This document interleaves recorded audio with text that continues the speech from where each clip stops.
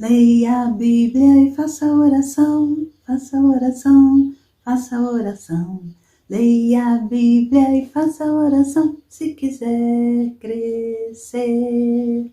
Sintonia com Espírito Santo, permanecendo frutífero. Gálatas 5, 24 a 25 é o nosso texto. O versículo para memorizarmos está em 1 Coríntios 3, 7. Deus que dá o crescimento, ou efetua o crescimento. E agora, quantas coisas foram vistas nesta revista, nesses estudos?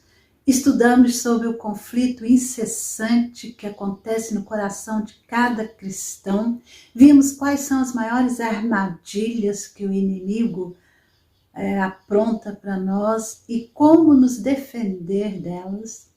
E além disso, aprendemos que essa batalha só pode ser vencida por meio do Espírito Santo e com o auxílio dos irmãos na fé.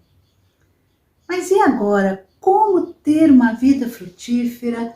O que temos de fazer para que o fruto do Espírito seja cada vez mais evidente em nossa vida? Na segunda carta de Pedro, no capítulo 1, versículo 3, diz o seguinte: seu divino poder nos deu tudo de que necessitamos para a vida e para a piedade, por meio do pleno conhecimento daquele que nos chamou para a sua própria glória e virtude.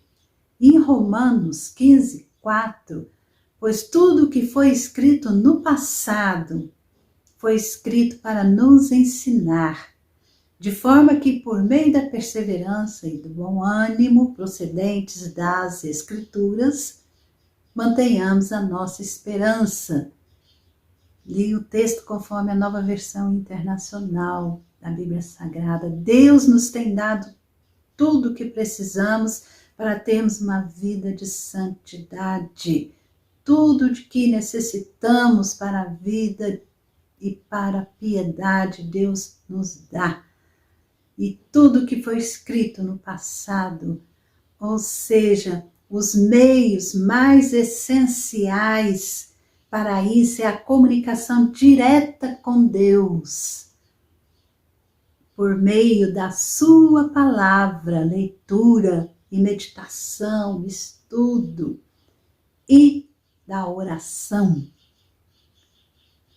Os dois últimos versículos de Gálatas 5, 24 e 25, Gálatas 5, os dois últimos versículos, diz que os que pertencem a Cristo Jesus crucificaram a carne com as suas paixões e os seus desejos. Se vivemos pelo Espírito, andemos também pelo Espírito.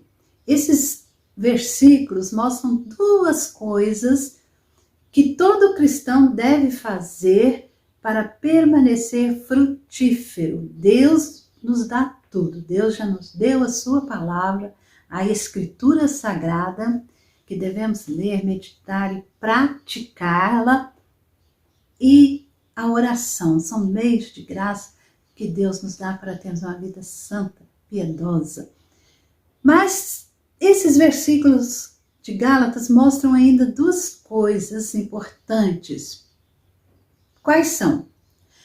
Observem aí dois verbos principais aí: crucificar, viver ou andar.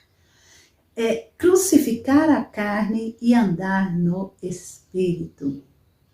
Todo o nosso esforço e dedicação é muito importante para desenvolver o fruto e crescer espiritualmente.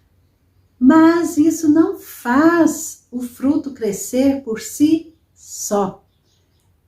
É Deus que dá o crescimento. E como nós já vimos, o Espírito não produz o fruto na vida cristã sem a nossa cooperação. Mas é Ele, Deus, quem efetua o crescimento. Então somos 100% dependentes dele.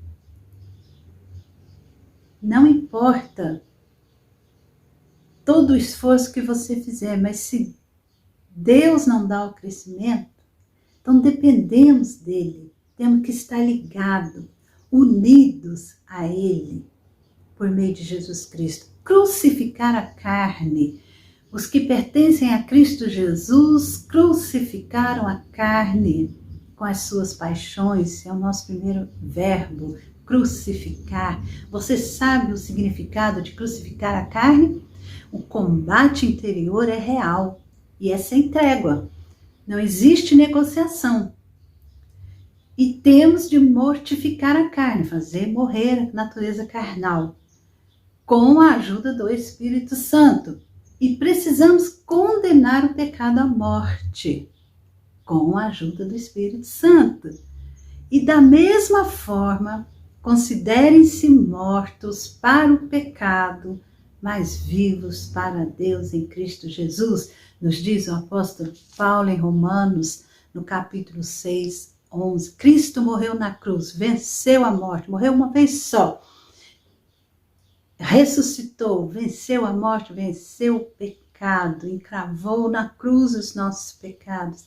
Então, da mesma forma, nós devemos nos considerar mortos para o pecado, mas vivos para Deus em Cristo Jesus. A nossa carne, nosso eu, nosso desejo está lá na cruz, foi crucificado. Então não temos por que reviver o pecado ou dar vida ao pecado. Ele morreu na cruz e pela graça, pelo Espírito Santo de Deus, nós devemos nos manter vivos, mas para Deus, e fazer morrer a natureza terrena. Não podemos entrar em negociação de paz com a natureza pecaminosa. Não podemos nos render a ela. Não existe atalho, prisão preventiva, castigo. Debaixo do poder do Espírito Santo, devemos combater o pecado até a morte, até que ele morra.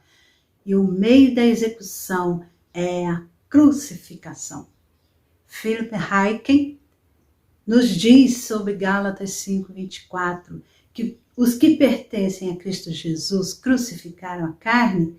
Ele diz o seguinte: pense quão apropriado é que a natureza pecaminosa seja crucificada. A crucificação era uma maneira vergonhosa de morrer. Estava reservada para criminosos insensíveis, para traidores e assassinos. A escória da sociedade. Mas o que é mais vergonhoso do que a natureza pecaminosa, a qual se rebela contra Deus e assassina a alma humana? A crucificação era uma maneira dolorosa de morrer. O mais doloroso meio de execução já desenvolvido pelos seres humanos. Da mesma forma, a mortificação do pecado é dolorosa. Não para o corpo, como se tivéssemos que torturar a nós mesmos. Não, não é isso. Nós não devemos nos torturar, nem nos retalhar, nos machucar o nosso corpo físico para agradar a Deus. Mas é dolorosa para a alma. A razão pela qual a santificação é um processo doloroso é que sempre há algo assim excruciante sobre condenar nossos pecados à morte. Nossa natureza pecaminosa os ama tanto que secretamente esperamos que eles vivam. Amamos tanto o pecado, a nossa natureza pecaminosa, ela ama fazer os nossos desejos carnais, ama o pecado, e então a gente, lá no fundinho, a gente quer que o pecado viva, mas nós temos que fazer morrer o pecado, fazer morrer essa natureza. E a crucificação era uma maneira gradativa de morrer, pois as vítimas frequentemente ficavam penduradas na cruz por dias antes que expirassem o último suspiro. Tratando-se de eliminar o pecado, não há atalhos, apenas uma morte longa, lenta e dolorosa. E a última coisa a ser dita sobre a crucificação é que ela é sempre definitiva. Aqueles que eram crucificados podem ter morrido lentamente, mas sempre morriam no final, porque os soldados garantiam que as vítimas não fossem retiradas das suas cruzes até que estivessem real e verdadeiramente mortas. E o mesmo acontece na guerra do Espírito Santo contra a carne.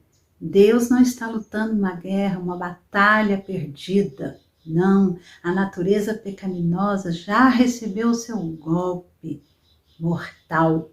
E o Espírito Santo certificará que ela permaneça na cruz até que expire. A questão não é se morrerá, mas apenas quando.